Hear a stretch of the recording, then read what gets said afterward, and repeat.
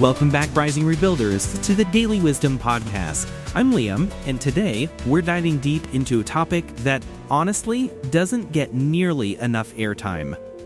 We talk a lot about the fear of failure, right? It's everywhere. But there's this other fear, a quieter one, more subtle, even deceptive, that I think has held so many of us back. Probably more than failure ever could. Oh, I know exactly what you're talking about, Liam. It's almost like a hidden current pulling you back. You don't even realize it's fear until you really sit with it. This fear of success. Exactly.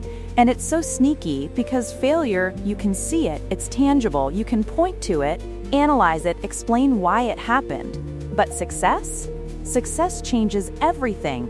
It shifts your identity, introduces new responsibilities, brings visibility. And for many, that's incredibly uncomfortable. Right? Instead of stepping forward, we hesitate. Instead of building, we stall. We retreat, telling ourselves we're just being cautious, when really, we're being controlled by this quiet fear.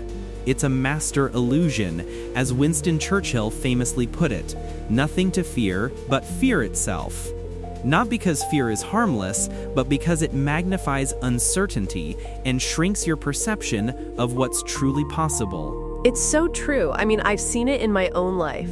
There have been moments where I had an opportunity, and instead of feeling excited, I felt this strange dread. Not dread of messing it up, but dread of actually pulling it off perfectly. And then, what next? The pressure, the expectations. That's exactly it. Success requires consistency, responsibility, a whole new way of thinking, a new way of managing your time, your money, your energy. It asks you to become the person you were always meant to be.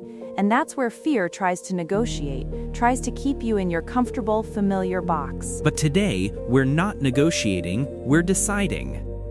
The Bible actually addresses this so clearly in 2 Timothy 1:7, where it says, God hasn't given us a spirit of fear, but of power, and of love, and of a sound mind.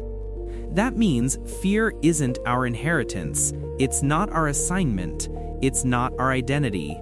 Yet, it speaks so loudly in our lives. It's like it tries to trick you into believing it's a protective mechanism, right?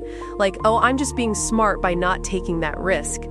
But deep down, you know it's not caution, it's just plain old fear. It makes you feel safe, but you're actually just standing still. And standing still is the real danger.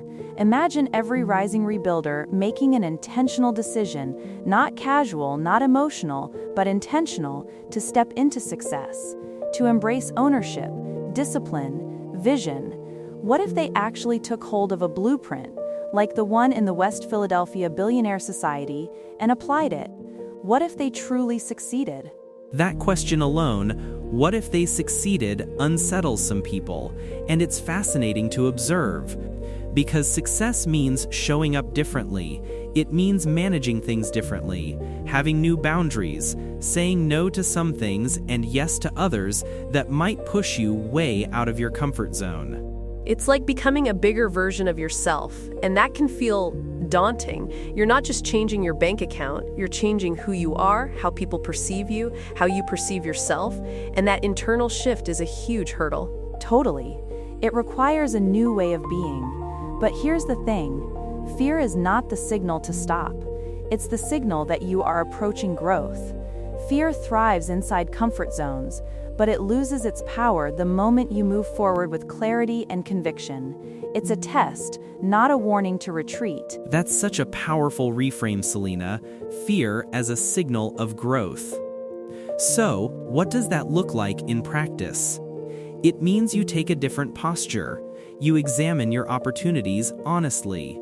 You measure your current capacity, and where there's alignment, you move boldly. Where there's a gap, you prepare deliberately. But in neither case do you allow fear to make the decision for you.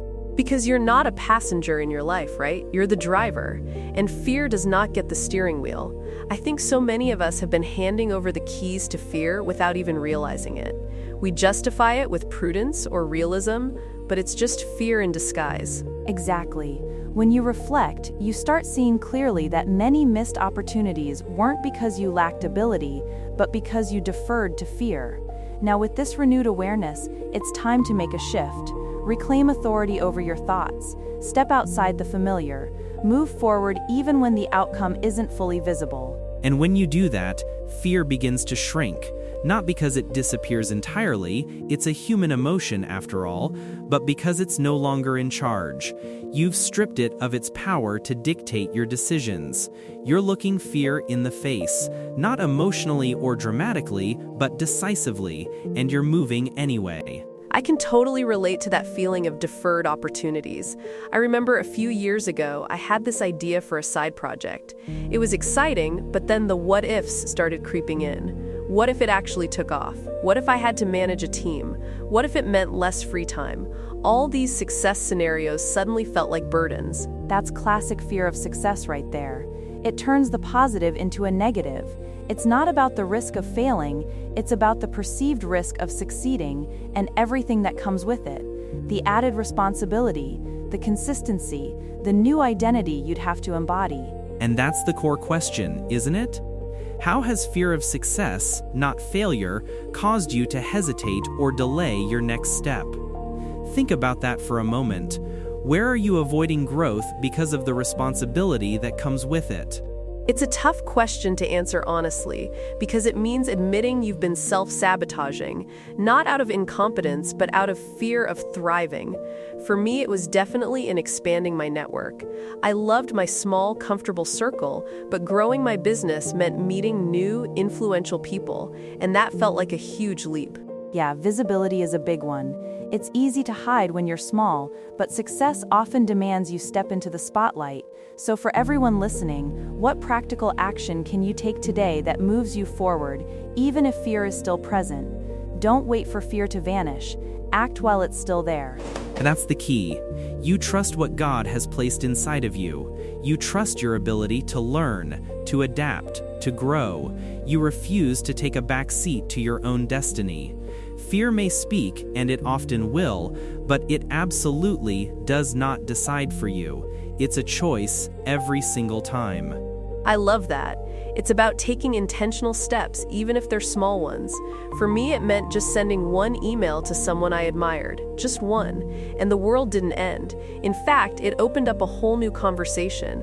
That little step helped shrink the fear. Exactly. You examine your opportunities, you measure your capacity, and you move. If it aligns, you pursue it. If it requires growth, you prepare for it. But you remain in motion, because standing still is no longer an option if you truly want to build the life you're called to. The Rising Rebuilder is not called to live small, think small, or move small. You are called to build, to grow, and to walk in the fullness of what God has placed within you. And sometimes, the greatest barrier isn't failure, it's the success you have yet to permit yourself to embrace. It's a powerful thought to end on, that the biggest thing standing in your way might actually be your own potential, and the fear of what that potential unleashed could mean for your life. So take that step. Go to mx3motivationalbooks.com, invest in your growth, get the books, get the wisdom, and don't just read them, apply them, buy multiple copies, share them, put them into the hands of others who are ready to rise. Because when one of us overcomes fear, we grow. But when many of us overcome fear together, we transform everything. Thank you for joining us today on the Daily Wisdom Podcast. We'll catch you next time, Rising Rebuilders.